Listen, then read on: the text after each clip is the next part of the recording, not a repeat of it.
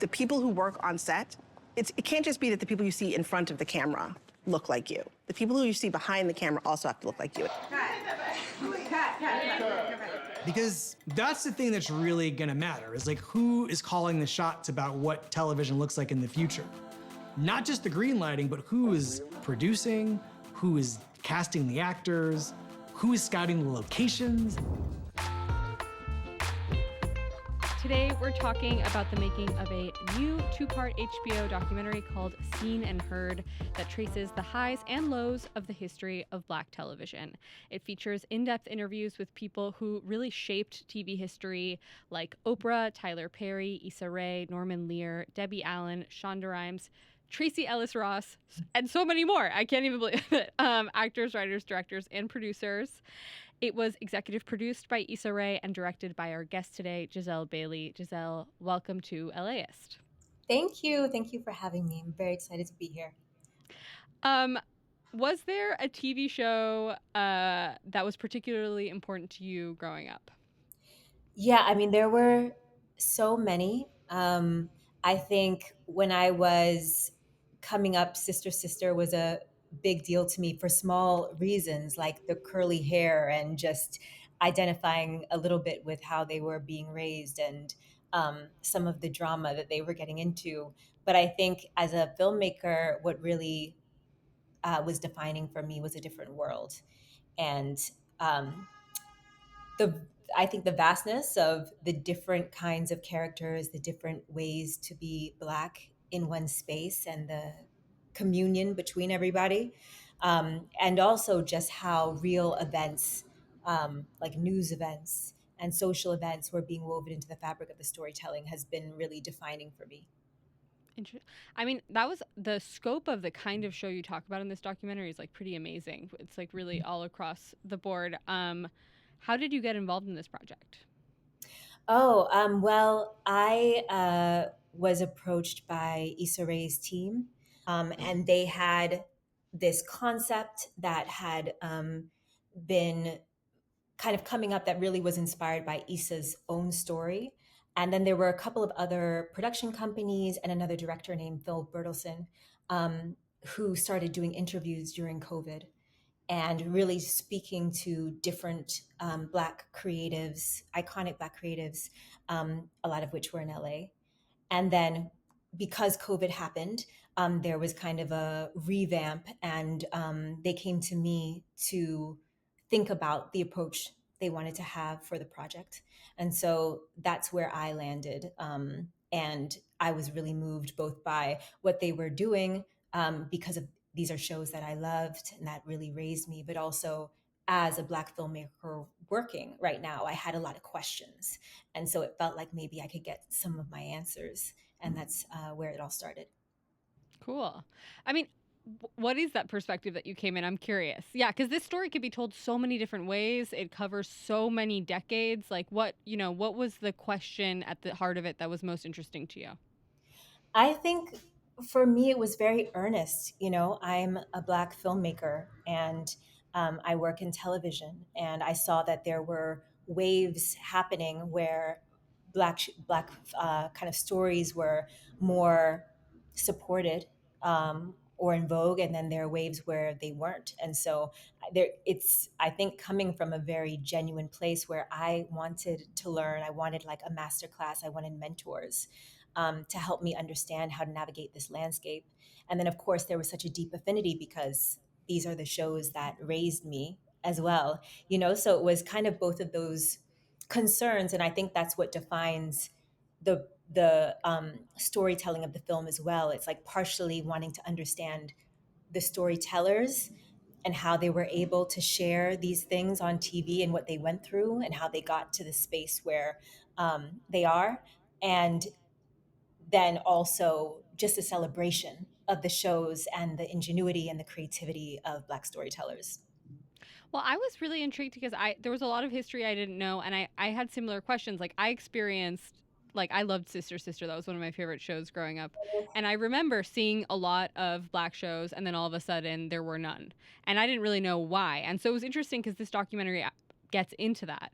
In part one, we talk about how in the 90s, there was this like renaissance of Black TV shows, and all of a sudden it goes away. So for those who don't know, like what happened from the 90s into the 2000s?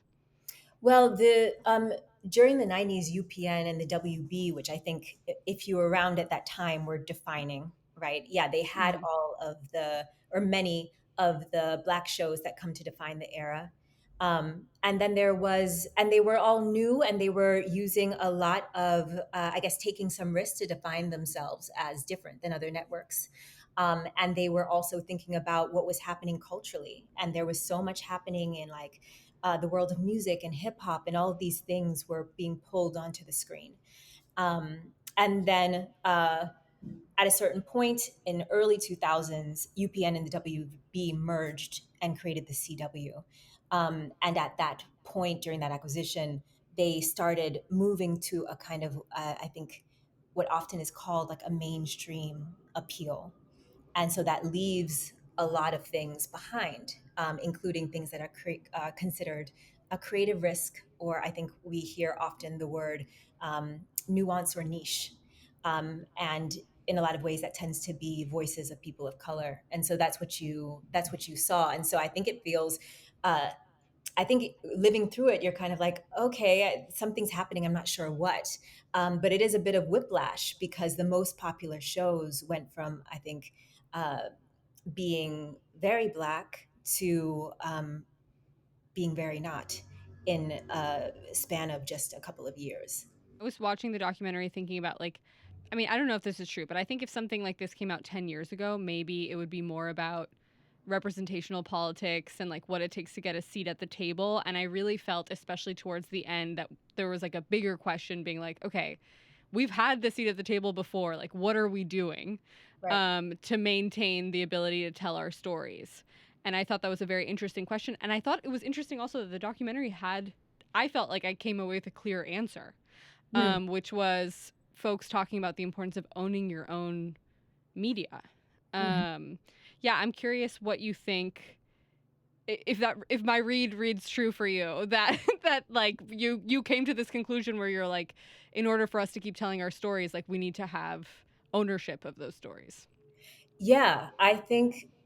Well, first of all, I appreciate the affirmation that that's the read that you came away with, because that's definitely one that felt central, and it's not just like my read. It felt like that's what I was being told, because I'm also, remember, I'm like, yes, I'm the director, but I'm also the audience. As I'm interviewing people and asking questions, this is what I'm hearing, and I'm just sharing what I've been told.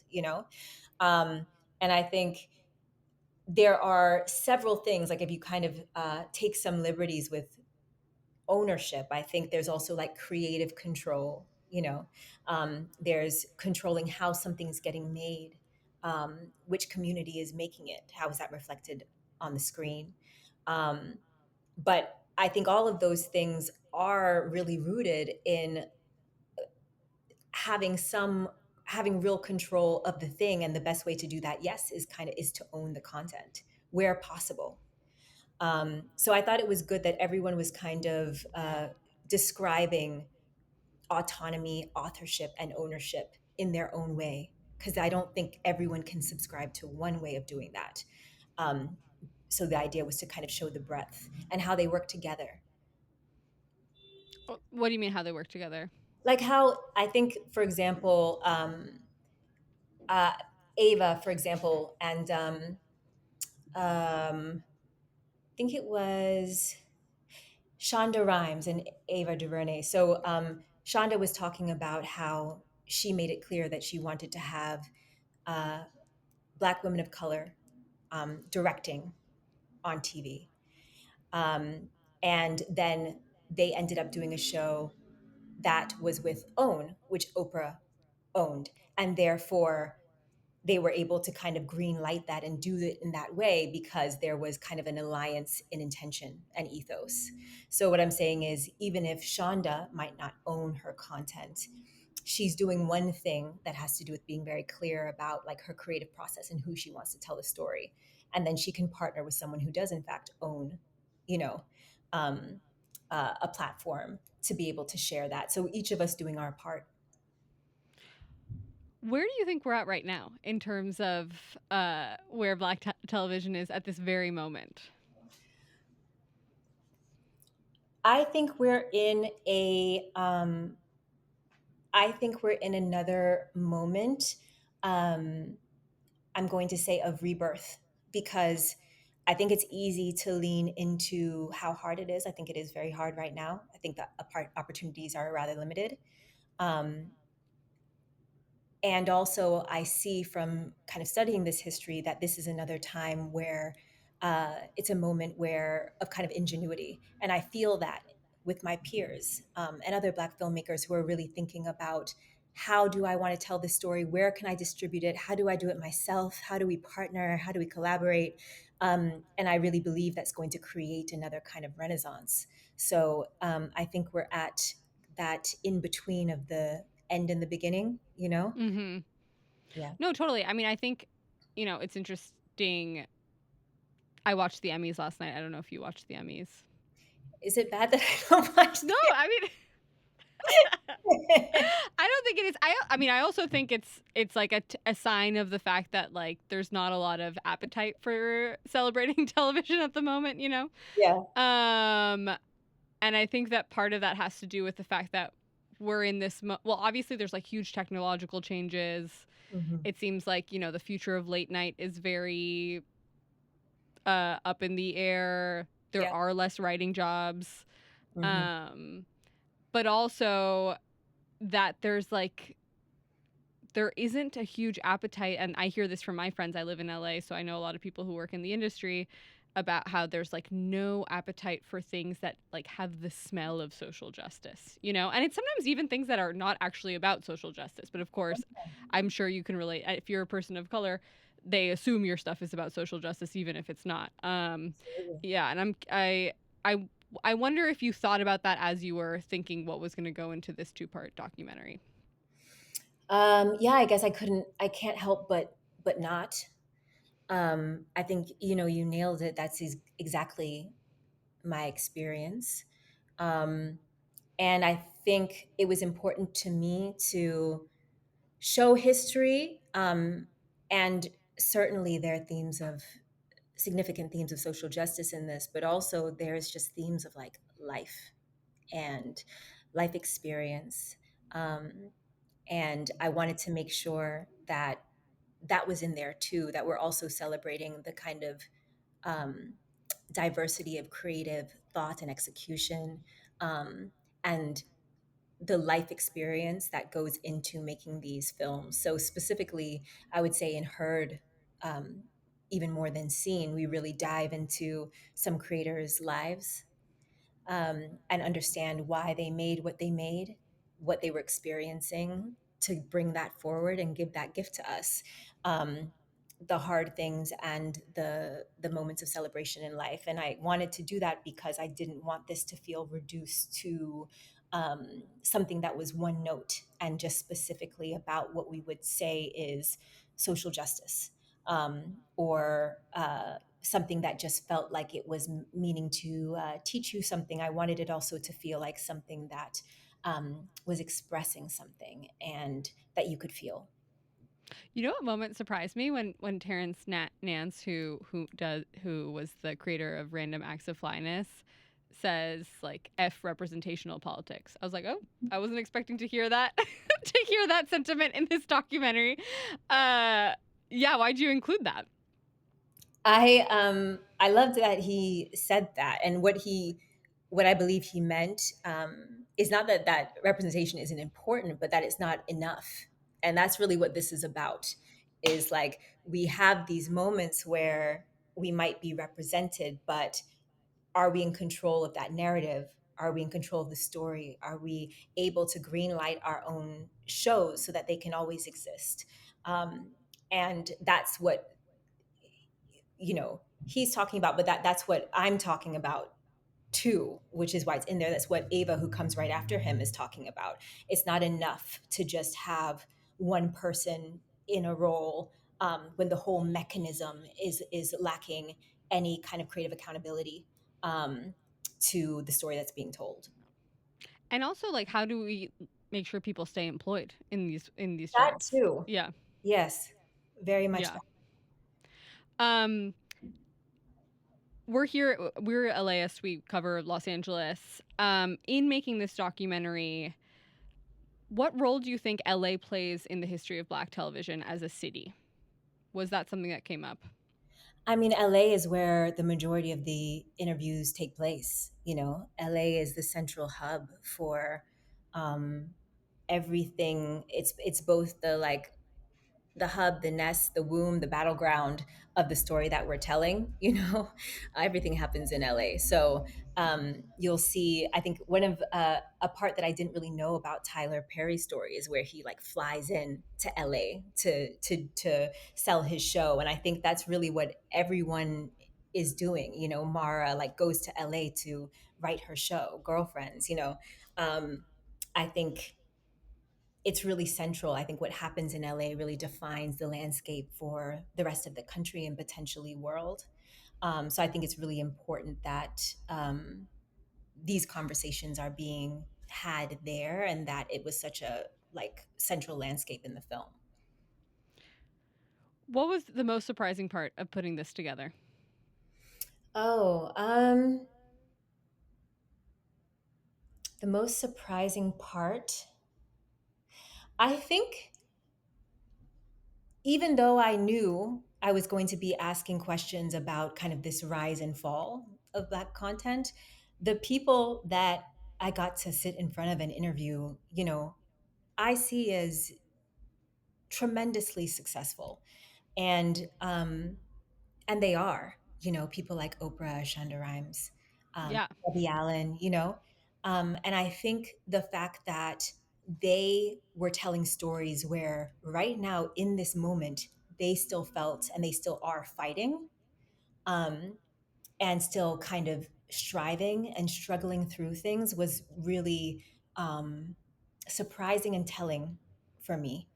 um, Particularly Shonda has a lot to say about that. She talks about why she left ABC, but even the shows that she made on ABC, talking about what she had to kind of do to get each one. Um, and I think that's just helpful context, you know, for us to know. And again, just goes back to this idea that um, it's the system that needs to be considered.